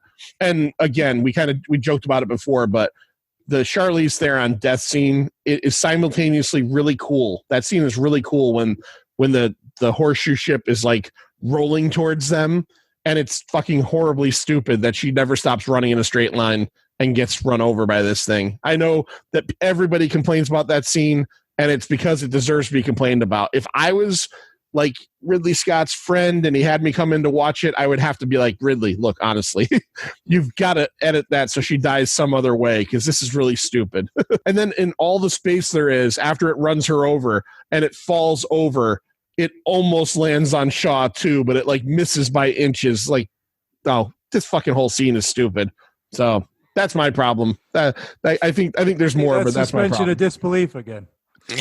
Yeah, but not like I could deal with on you. I could deal with someone dealing with It's the refrigerator scene from Crystal Skull. Yeah, but and you love that scene. But I like that scene a lot more because I felt like, I don't know, I just feel like you have this incredibly smart woman in Charlize Theron's character, and The only thing I could imagine is if it was like pure panic. I'm not saying I would do better. I might keep running in front of that giant thing too. I might die the same fucking way. But I just kind of hated to see that in this movie. I would have much rather her dodge the thing, right? She runs off, the thing stops, and then Jason fucking puts an axe in her head. It's a jump scare. So, it's like when the cat jumps out, like and you're I would have kind of appreciated that more. All right, Mike, what do you hate about this? All right. Well, I think it's a strange transition from them being in caves and very a natural beginning to then they're on a ship and they're in the middle of nowhere. As they start to go into the ship, I hated the fact that, well, one, that Fifield and Milburn were stuck there because you have this amazing technology and this amazing scanner and all this stuff, but then you're telling me that the ship and the cave are like, I don't know, a quarter mile apart, and you cannot figure out a way to get there in a storm. Like, right. That's have to stay there. You can't say enough how stupid it is with the Milborn, like, hey, when he's whistling at the alien snake. I have no excuse, and I don't get at all Fifield. So Milborn gets killed by an alien snake. The alien snake, we see it go into Fifield's helmet. So we're like, okay, well, it probably killed him. Yep. But then Fifield shows up at the ship, and he's in a weird big-headed monster. Have you seen the alternate version or no? Of that what he scene? Looks like? Yeah. No. Well, yes, but I don't. What are you referring to? That in the deleted scene? No, I'm not going to say it makes it better, but in the deleted scene version, he looks more like an alien from Alien. But that doesn't make any sense. No, I'm not saying it's right. What I'm trying to say is I think that was their thought process. Is like, oh, maybe the bite also. Now it's a vampire movie. The bite turns you into an alien. It was just so dumb because if it truly was alien and it went into him, then a chest burster should come out of him, and then I would be fine. If a monster came out of him and they killed the monster, I would be like, okay, that's on par with the series. And it also doesn't make sense because, they give, David gives the black ooze to Charlie Holloway, Logan Marshall Green, and he just gets sick, which makes sense. He's getting poison inside him. But why this guy turns into a monster, and then they don't do anything with it. He turns into a monster, he goes, "Rrr," and then they kill him in like 2 seconds. So right. That whole entire thing is just a waste. Waste of a scene, waste of a character, etc. As they go later, the engineer, I agree with you. The engineer, he doesn't seem to be acting smart or as a smart character. The rolling ship thing is pretty dumb. It's kind of a weak. It's a kind of a weak ending. This conversation is affecting my grade. I'm not even kidding. I'm starting to hone in on everything you're saying, and I'm like, he's right. He's right. Lloyd's right on certain things. I had an idea. I try to have an idea what I'm going into these things with, and I'm gonna probably change mine, I think. So we talked about that stuff. Mike, real quick before we get into our grades, I want to do some of the Twitter grades I got from friends. I have that here, and I want to talk about your cut that you have that we're going to check out as well. So let me do the Twitter grades first, and I'll only do a few because there was a lot on here. Let me find it again. God damn it. I had it all set up. Oh, this is Facebook. Okay, hold on. Here we go. All right. So I put it out there to our friends. This week we are talking Prometheus. One question. Yeah. If you look in the mirror and you see a little tentacle come out of your eye, yeah. Do you tell somebody? Or do you just keep that to yourself? Especially in outer space, I'm telling somebody. Yeah, all right. Yeah. So it's not just me. Okay. No. Again, this is the movie of scientists who make terrible decisions. This is this movie. That's what this is. So this week we are talking Prometheus. Was this trash, tolerable, or treasure to you? So let's read off a couple of our friends. Nomcast at NomcastPod, our buddy Andrew. I'm in the tolerable camp. From what I remember, plot is not amazing, but some of the gore and action is pretty spectacular. My buddy Lonnie at Lonomatic. He is a old high school friend of mine who drew the Pina Comics logo, the superhero logo. I love Lonnie, great guy. How anyone could call this movie trash is fucking ridiculous. Some people shouldn't be allowed an opinion on movies. Definitely not Treasure, but damn entertaining at times. All right. So our friends Forgotten Cinema, Mike Field was on the Crystal Skull episode. He says Field enjoyed it, but thinks it has issues. Butler loves the film, so we're split between tolerable and Treasure. Mondo Creepy TV at Mondo Creepy. That's Matt Masto. He is a cool dude. He's often on the Mobile Horror Companion show. He is also on I Liked It, Fuck the Haters. And then the Mobile Horror Companion at Mobile HC 666. Forgettable. And let's find a couple people just left, like GIFs, whatever the fuck you call them. And Gary, G.I. Gary, and Stu from Ghost of the Stratosphere left various GIFs of people throwing trash away horribly. Joey from So Wizard Podcast at So Wizard Podcast. Fuck that movie. Fuck Black Goo. Fuck donut-shaped spaceships. Fuck aliens with fantastic abs. It gets a 0 out of 10. And let's see. Is there something positive? Boy. The engineers were jacked. They were jacked. They look good. Yeah. They look good. Okay, here's a positive one. Tom Ryan from Tom Ryan Studio at Tom Ryan Studio. Haven't seen it yet. I'm a bit behind on things. So that was probably the most popular. 3 different people did GIFs, 3 different GIFs of people angrily throwing trash away. Isaac Thorne, our buddy, the author, great guy, at Isaac R. Thorne. I'm in the tolerable camp, I think. Does it have to make you angry to be trash? And the answer is no. It just can be trash to be trash.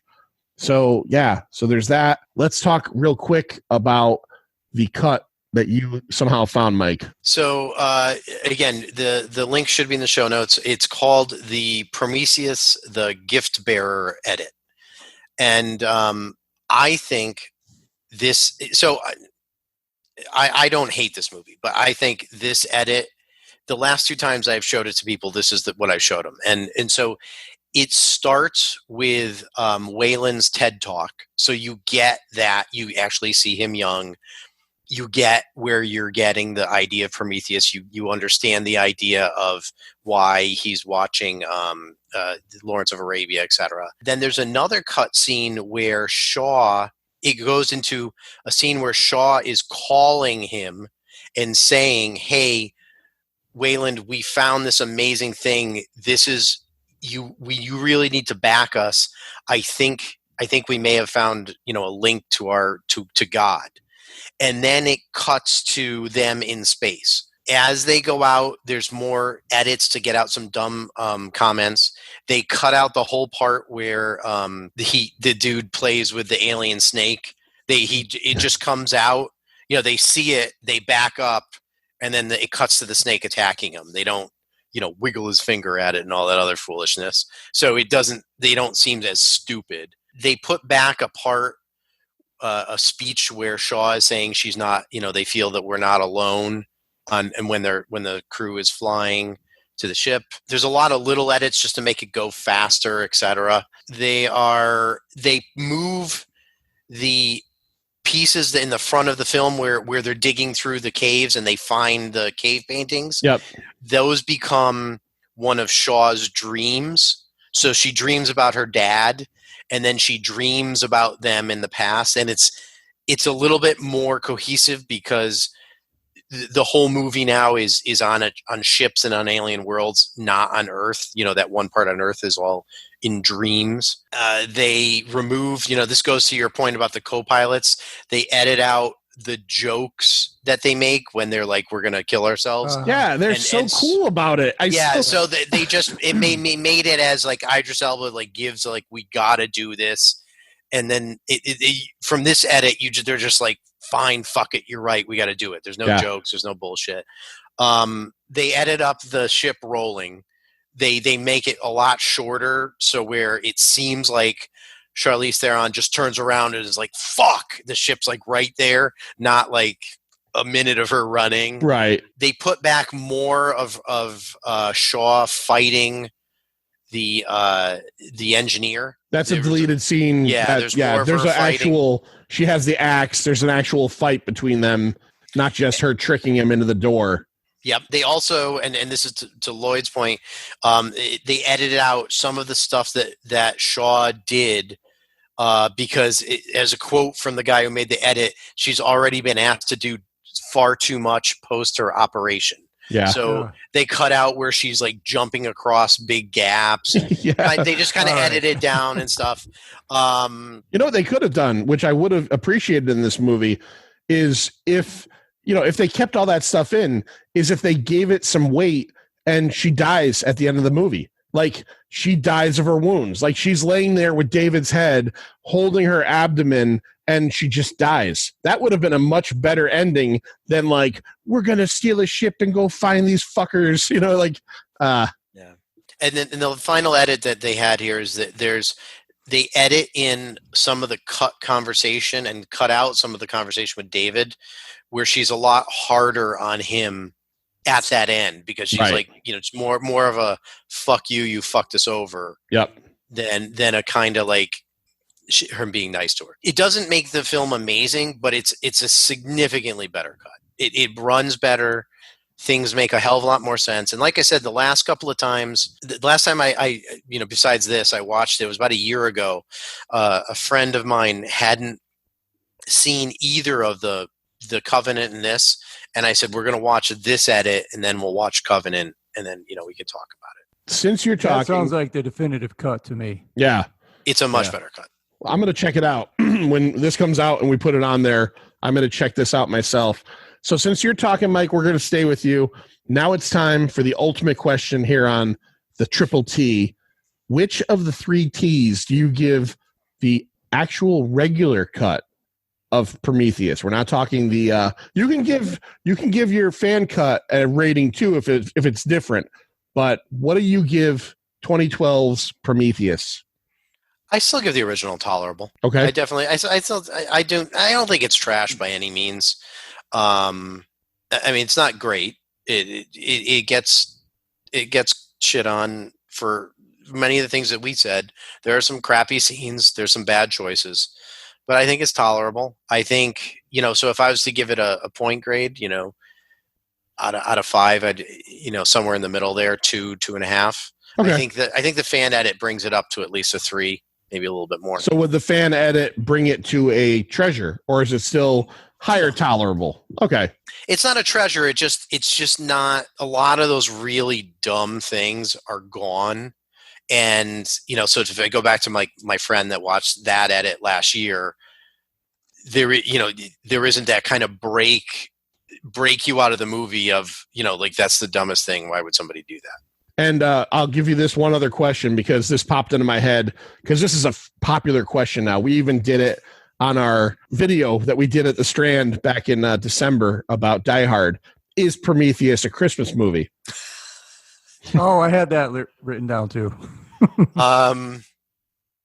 No. Good. Okay, good. All right, I'll give mine, and then we'll finish off with the Manster. No, Prometheus is not a Christmas movie, but this is the first time I ever watched it where I think it sunk into my head that it takes place on Christmas, or at least, it seems to take place on Christmas. So there was a point where Mike was talking about his dislikes that he dropped my grade from one to another, but I've kind of come back around, and we've talked about this a few times where, especially the middle of the 3, tolerable, can almost have like varying ends. Like, it's lower end tolerable, it's higher end tolerable. This is tolerable for me. But I will say, during this conversation, it dropped into trash territory several times. So, and by saying that, it's trash that I own, it's trash that I'll watch again. But just because I might kind of enjoy something on some base level doesn't mean I don't realize it's trash. But this one here, I will give tolerable to. There is enough interesting things, strands connected to the Alien franchise that even though if I don't want to accept them, I'm still kind of interested in, to get to a tolerable. Again, Alien Covenant, absolute trash. And it also goes to show that, and Scott did years later after this say he thought he made a mistake not making this an Alien movie, which he totally proved, because initially he said that anything after Prometheus would be Prometheus 2, 3, 4, and the next movie is immediately, it's a sequel to Prometheus, but it's Alien Covenant, and the aliens are back, you know? But he was forced to. He was forced to, but I think it proves, I think the financial, you know, you don't want to call it a failure, but the fact that it was 24th that year probably said to the studio heads, we got to do something. We got to reintroduce, you know, I'll have to check it out. I'd almost bet the Covenant did better just having the Alien title in it. And that movie was easily 6 times worse than this thing. I'll throw in that I find Covenant tolerable. Oh, I fucking hate that movie. I don't hate it. All right, Manster. I think Manster's going trash. I think Manster is going trash. Manster? You think so, huh? Yeah, I feel it. No, I think we're all in the same camp. Tolerable. Yeah, I'm intolerable, and I think somewhere inside of there's a treasure movie, but it's just not. It hasn't risen to the surface. I don't think the cut that you said would make it a treasure movie, but I think it's hiding in there somewhere. But it's tolerable. Is this the first time we all hit the same? Right, it is, because first episode Waterworld, I think we had 2 different. Last time we had a couple different. So this is the first time we've gone across the board. So Mike, we're going to do this again. Would you like to come back and do another Triple T episode with us? I'd love to. All right. You already killed Covenant, so I guess it's going to be something else. All right. Well, Lloyd, how did you feel about Covenant? Mixed feelings. I mean, if it was a Triple T, it would be hovering between tolerable and trash. Okay. Trash. But I've only seen it once. I've never rewatched it, so I don't remember. To give everyone out there a little bit of a coming attraction of some of the episodes that we have set up for Trash, Tolerable, and Treasure. And I think Lloyd might be hearing at least one of these for the first time, because I talked to somebody the other day. So we have Mike Butler from Forgotten Cinema. Check them out. Great podcast. He's going to be coming on. We're going to be doing Batman Forever. That's right. Batman Forever. Val Kilmer, Batman. Mike, would you like to sign in on that? We want to give it your rating right now? Trash. Okay. We're not going to say anything because we have to do the whole show. Keith Larson. The Riddler? Yes. All right. Keith Larson from Pizza and Pop Culture and the Charlton movie. We are going to be doing Jaws 3 with Keith. Mike, would you like to give us your idea on that? Trash. Okay. All right. And Dan Mercurio, the owner and proprietor of BoomTube Comics in Southington, Connecticut. He's doing one I've never seen, and it's a newer one. And I've heard good things. Disney, I think same year. It might be 2012 or 2011. John Carter.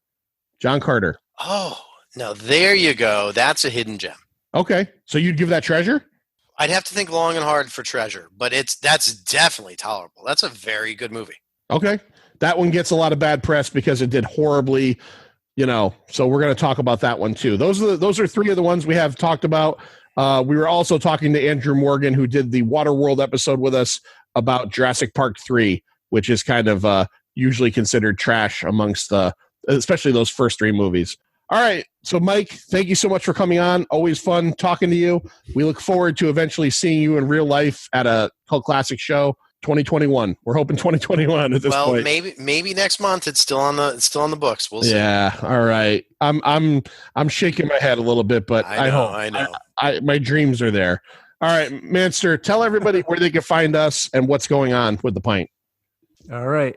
If you like this show, please subscribe on Apple Podcasts, Spotify, Stitcher, iHeartRadio, etc., etc. Go ahead and give us a review. 5 stars would be great, but if we didn't earn it, tell us why. We drop new episodes weekly. Subscribe to our YouTube channel for podcasts and the occasional video content. Click on that little bell for notifications. Follow us on the social medias, Facebook and Twitter. It's @PinoComics. On Instagram, it's @Pint_O_comics. The website is pintocomics.com. And to hear Sir John talk to a variety of people in the comic book and entertainment industry, tune into your radio dial on WESU Middletown 88.1 FM on Sunday nights from 6:30 to 7:30. You can also stream the show on WESUFM.org or on the TuneIn Radio app. That's right. And until next time, Manster, cut the cord. See ya. It's over, Johnny. It's over. Nothing is over. Nothing. You just don't turn it off.